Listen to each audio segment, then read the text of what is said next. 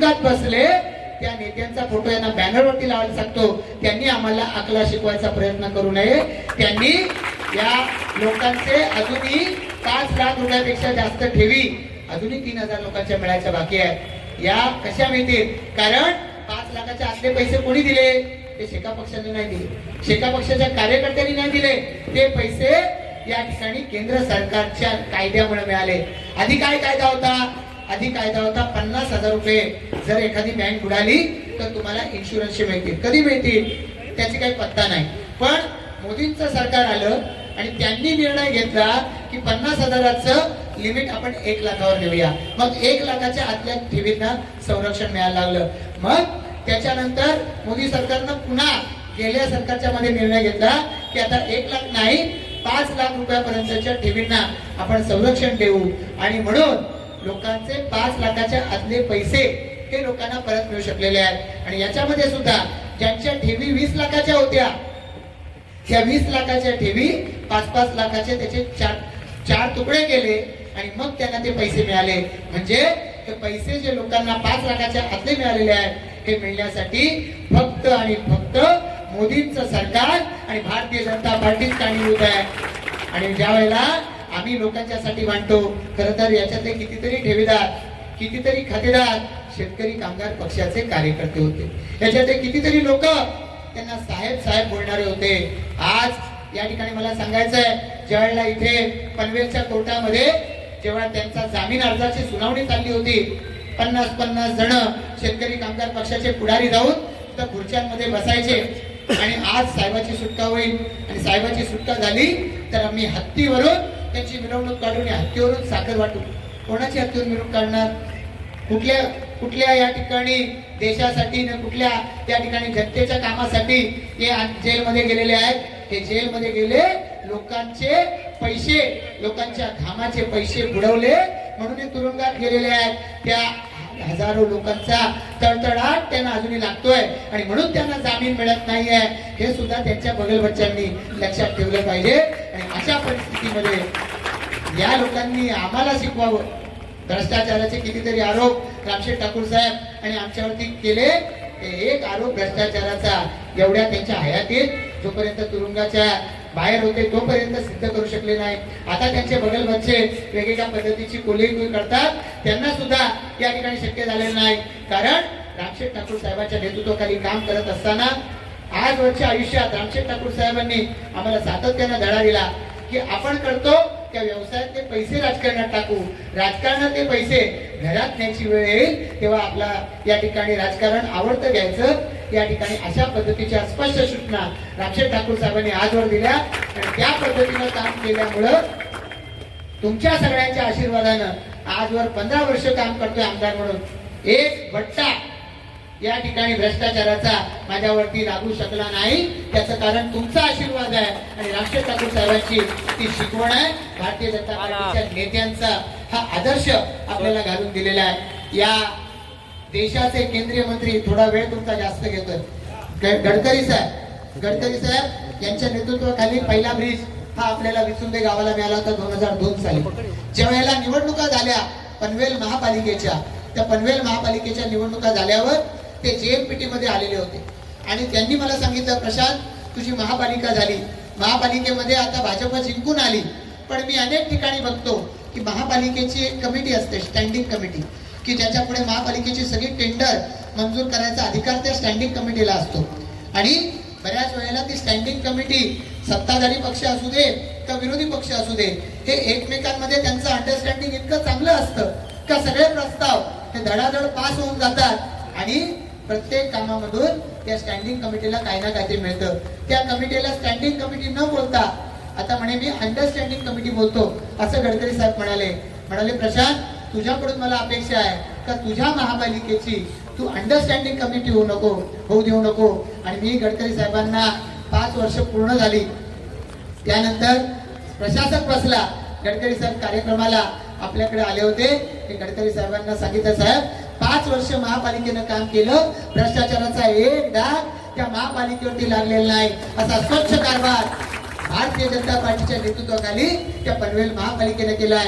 हे स्वच्छ बेदाग अशा कारभाराचं कोंदण भारतीय जनता पार्टीला मिळालेला आहे आणि त्यामुळे इथे राहणारा ग्रामीण भागातला आमचा कार्यकर्ता असू द्या, इथे राहणारे शहरी भागातले आमचे कोणी नागरिक असू द्या, या सगळ्यांच्यासाठी काम करणं ही भारतीय जनता पार्टीची जबाबदारी आहे आणि त्यामुळे ही जबाबदारी निभावण्यासाठी आम्ही सर्वजण तुमच्या सेवेसाठी सातत्यानं काम करत राहणार आहोत. तुमच्या सर्वांच्या माध्यमातून येणाऱ्या कालावधीमध्ये येणाऱ्या सूचना, तुमच्या वेगवेगळ्या तक्रारी असू शकतील, या सगळ्या स्वीकारून त्याच्यावरती काम करत राहणे ही आमची जबाबदारी आहे. येणाऱ्या कालावधीमध्ये मी सगळ्यांची नावं मंचावरच्या आमच्या सगळ्या सहकाऱ्यांची घेऊ शकलेली नाही, पण एक एक व्यक्ती म्हणजे भारतीय जनता पार्टीची ताकद आहे आणि या सगळ्यांच्या ताकदीच्या आधारे तुमच्या सर्व समस्या निकाली लावल्याशिवाय भारतीय जनता पार्टी राहणार नाही याची ग्वाही या निमित्तानं तुम्हा सर्वांना देतो. आज इतका सुंदर कार्यक्रम तुम्ही सर्वांनी मिळून केला की खरंच चव्हाण साहेबांना मी फोन करून सांगणार आहे आणि त्यांना सांगणार आहे की तुम्ही असायला पाहिजे होता आजच्या कार्यक्रमाला, पण मी ग्वाही देतो की पुन्हा त्यांना एका कार्यक्रमासाठी आपण घेऊन येऊ आणि हा सगळा सत्कार तुम्ही आमचा केला, मला खात्री आहे तो सत्कार आमचा नाही. एक जुने नेते आमचे सांगायचे की ठेवीला फोडीले भांडार धन्याचा हा मालक, मी तो हा मालक भारव आहे. याचा अर्थ की आम्ही हे जे केलंय, आमचा जो तुम्ही कौतुक केलंय, हे कौतुक तुम्ही आमचं करताय, पण हे कर्तृत्व आमचं नाही. कौतुक तुम्ही आमचं केलं तरी हे कर्तृत्व देशाचे पंतप्रधान नरेंद्र मोदींचं आहे. हे कर्तृत्व मुख्यमंत्री शिंदे साहेब, उपमुख्यमंत्री फडणवीस साहेब दादा यांच्या नेतृत्वाखालच्या महायुती सरकारचं आहे. हे कर्तृत्व रवींद्र चव्हाण साहेबांचं आहे. तुमचा हा सगळा सत्कार, तुमचा हा सगळा सन्मान चव्हाण साहेबांना अर्पण करतो आणि या ठिकाणी थांबतो. जय हिंद, जय महाराष्ट्र. आणि 6,70,00,000चा पूल हा त्या ठिकाणी आज सकाळी भूमिपूजन केलंय. सकाळी भूमिपूजन पुलाचं केलंय आणि संध्याकाळी उद्घाटन करायचा आम्ही या ठिकाणी समारोपाला आपल्या गावामध्ये आलोय. देशाचे पंतप्रधान नरेंद्र मोदीजी सांगतात सबका साथ सबका विकास. आज शहरी भागातली लोक काही मागण्या करतात, ग्रामीण भागामधली लोक मागण्या करतात, आदिवासी समाजाची लोक मागण्या करतात, पण या सगळ्यांच्या मागण्या या सर्वसामान्य जनतेच्या नाहीत, सरकारकडे केलेल्या त्या आपल्या मागण्या आहेत असं समजून काम करणारं नरेंद्र मोदींच्या नेतृत्वाखालचं केंद्र सरकार आहे. राज्यामध्ये एकनाथ शिंदे साहेब आणि देवेंद्र फडणवीस साहेब दादा यांच्या नेतृत्वाखालचं महायुतीचं राज्याचं सरकार आहे.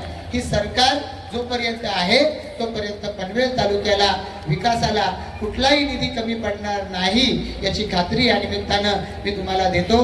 आणि त्यामुळे सरपंच तुम्ही सांगितलं ग्रामपंचायत भवन कशातून करता येतंय किंवा आणखीन ते करताना पुढे काहीतरी सांगालच, तर त्यामुळे ही सगळी कामं कशा पद्धतीने करता येतील हे आम्ही बघावं.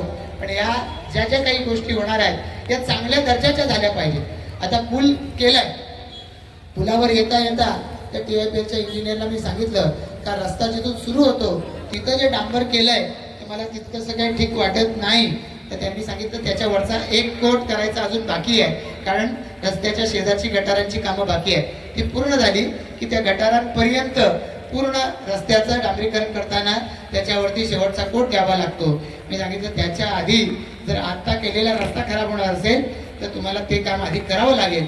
या पद्धतीनं प्रत्येक जे काम निघतं हे काम आपण काढलेलं काम असू द्या, ग्रामपंचायतीनं, जिल्हा परिषदेनं करू द्या, PWDनं करू द्या, कोणी करू द्या, हे लोकांचे पैसे आहेत आणि लोकांच्या कामासाठी खर्च होत आहेत. त्याचा योग्य पद्धतीनं विनियोग झाला पाहिजे आणि बेस्ट दर्जाचंच काम झालं पाहिजे. याच्यासाठी ग्रामपंचायतीनं सुद्धा आग्रह धरावा अशी विनंती मी या निमित्तानं तुम्हा सर्वांना करतो. एकीकडं सबका साथ सबका विकास या सूत्रानुसार काम करणारे देशाचे पंतप्रधान, राज्याचे मुख्यमंत्री शिंदे साहेब, देवेंद्र फडणवीस साहेब आणि अजित दादा यांच्या नेतृत्वाखालचं महायुती सरकार हे इतक्या जोशानं जोमानं काम करत आहे. तुम्हाला आम्हाला वेगवेगळ्या पद्धतीनं विकास कामांना निधी देत आहे, आपल्या सगळ्यांची विकासाची भूक भागवत आहे. अशा वेळेला या ठिकाणी या कामांना विरोध करण्याचा प्रयत्न होतो. मला सांगितलं इथं काही बॅनर लागत होते, त्याच्यात एक बॅनर कुठेतरी विरोधाचा लावण्याचा प्रयत्न काही मंडळी करत होते. अरुण म्हणाले की नैनाच्या बाबतीमध्ये टीका करण्याचा प्रयत्न काही लोक करतायत. काही भाड्याच्या मंडळींना घेऊन काही व्हिडिओ बनवायचे आणि ते व्हिडिओ बनवून प्रशांत ठाकूरच्या विरोधामध्ये वातावरण बनवायचं. प्रशांत ठाकूरनी काही नैनाच्या कामांना पाठिंबा दिलाय असं झालेलं नाही, पण नैनाची कामं ही कुठल्याही ग्रामस्थाच्या मुळावर येता कामा नये. नयनाच्या मुळं एकाही शेतकऱ्यावरती अन्याय होता कामा नये हे बघणं ही भारतीय जनता पार्टीची हे पर्यायानं माझी जबाबदारी आहे. आज आपल्या परिसरामध्ये गावठाणाच्या बाहेर आपल्या ज्या जागा आहेत यांना 0.2 FSI मिळत होता, तो 0.2 FSI 2.5 अडीच FSI मिळणार आहे. आज आपण आता जिथे आहोत हे विचुंबे गाव आहे. विचुंबे गाव हे नैनामध्ये आहे आणि आपल्यापासून हाकेच्या अंतरावरती करंजाडे आहे. करंजाडे या ठिकाणी विमानतळाच्या साठी वेगवेगळ्या पद्धतीच्या 10 गावांचं पुनर्वसन झालेलं आहे. त्या 10 गावांचं पुनर्वसन झाल्यावर त्यांची घरं उठली. घरं उठल्यावर त्यांना घराच्या तिप्पट क्षेत्रफळ दिलं आणि त्यांच्या जमिनी ताब्यात घेतल्या गेल्या. त्या जमिनीच्या बदल्यात त्यांना आर्थिक मोबदला न देता त्यांना 22.5% जेवढी जागा घेतली त्याच्या 22.5% जागा ही विकसित भूखंड त्यांना त्या ठिकाणी देण्यात येतात. 22.5%. आणि इथे नैनामध्ये सिडकोनं आणलेला प्रस्ताव आहे तो 40%चा आहे. ते 22.5% त्यांना मिळतात, इथं आपल्याला 40% मिळतील. आपला FSI आपल्याला मिळणार आहे की जेणेकरून आपलं जेवढं क्षेत्रफळ जातं त्याच्या गुणिले 1 एवढं पूर्ण क्षेत्रफळ बांधकामासाठी वापरता येतं. त्याच्यात येणाऱ्या अडचणींसाठी आपण अनेक बैठका घेतल्या, सिडकोत जाऊन घेतल्या, पनवेल शहरात घेतल्या, सिकेटी कॉलेजला घेतल्या, नाट्यगृहामध्ये आपण बैठक घेतली. इथं कुठलाही प्रकल्प अचानकपणानं आला आणि लोकांच्या डोक्यावर बसला हे प्रशांत ठाकूर करू देणार नाही याची ग्वाही सुद्धा मला या निमित्तानं आपल्याला सगळ्यांना द्यायचं आहे. काही नैनानं त्या टीपी स्कीम ज्या जाहीर केल्या त्या स्कीम जाहीर करत असताना काही घरांवरती या ठिकाणी भूखंड बसवलेले आहेत. त्याही बाबतीमध्ये आम्ही सांगितलं की घरावरून रस्ता, घरावरून भूखंड हे आम्ही चालू देणार नाही हे स्पष्टपणानं त्या नैनाच्या अधिकाऱ्यांना आपण सांगितलेलं आहे. आणि मग ज्या आपल्या बाहेरच्या आधीच्या जागा होत्या तिथे जर योग्य पद्धतीनं नियोजनबद्ध जर विकास झालं, प्रत्येक ज्याची ज्याचा भूखंड आहे ज्याची ज्याची जमीन आहे त्या जमिनीला योग्य आकाराचा भूखंड दिला, प्रत्येक भूखंडाला रस्ता दिला, त्याच्या प्रत्येक भूखंडामध्ये पिण्याच्या पाण्याची लाईन दिली, त्याचं जे गटार असेल ते घेऊन गेलं तर मला असं वाटतं की कुठं कुठं आपण पाहतो पावसाळ्यामध्ये सांडपाणी साठतंय, यायला जायला रस्ते नाही, चिखल तुडवत जावं लागतं. या सगळ्या स्थितीचा सामना करावा लागू नये म्हणून नैनाच्या या ठिकाणी येणाऱ्या डेव्हलपमेंटला या ठिकाणी आपण होकार दिला होता. पण तो होकार देत असताना त्याच्या माध्यमातून ग्रामस्थांना या ठिकाणी कुठल्याही पद्धतीने त्रास होता कामा नये याची सुद्धा काळजी घेण्यासाठी आपण सक्षम आहोत. वेगवेगळ्या पद्धतीने आता संभ्रम पसरवला जाईल. मला काही कार्यकर्ते सांगत होते की आता निवडणुका तोंडावर आल्या, आता तुमच्यावरती टीका होते, भारतीय जनता पार्टीवरती टीका होते की तुम्ही नैनाचं समर्थन करता. मी नैनाचं समर्थन करत नाही. ज्या ज्या वेळेला सिडकोचे अधिकारी आपल्यावरती काही लादण्याचा प्रयत्न करतील त्या वेळेला सिडकोच्या अधिकाऱ्यांना झुगारून लावण्याची ताकद भारतीय जनता पार्टीमध्ये आहे आणि आम्ही ती वापरल्याशिवाय राहणार नाही.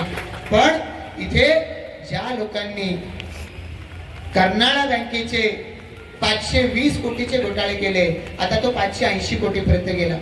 ज्या लोकांनी इथं कर्नाळा बँकेचे लोकांचे पैसे लुटले, आपापल्या परिसरातल्या बँका बंद झाल्या आणि त्या बँकांच्या समोर 2-2 वर्ष खेटे घालणारे लोक होते.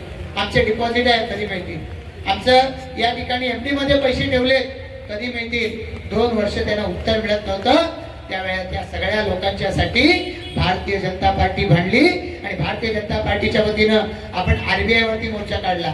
भारतीय जनता पार्टीच्या वतीनं कर्नाळा बँकेवरती मोर्चा भारतीय जनता पार्टीच्या वतीनं निघाला होता आणि त्यामुळंच माजी आमदार विवेक पाटलांना अटक झाली आणि मग हळूहळू त्यांच्या इस्टेटी समोर यायला लागल्या आणि मग लक्षात आलं की शेतकरी कामगार पक्षाच्या 63 पदाधिकाऱ्यांना समोर करून त्यांच्या नावावरती 7 कोटी 8 कोटी रुपये असे उचलले गेले आणि मग ते विवेक पाटलांच्या खिशामध्ये गेलेले आहेत. आज जे लोकांच्या स्वतःच्या खिशामध्ये पैसे गेले त्यांच्यासाठी निमुटपणानं गप्प बसणारे त्यांचे फोटो बॅनरवर इथून सरळ जातात पोलीस चौकीच्या समोर आणि त्या ठिकाणी बघा विवेक पाटलांचा बॅनरवरती फोटो आहे. जे लोकांचा पैसा खाऊन 3 वर्ष तुरुंगात बसले त्या नेत्यांचा फोटो यांना बॅनरवरती लावायला सांगतो, त्यांनी आम्हाला अकला शिकवायचा प्रयत्न करू नये. त्यांनी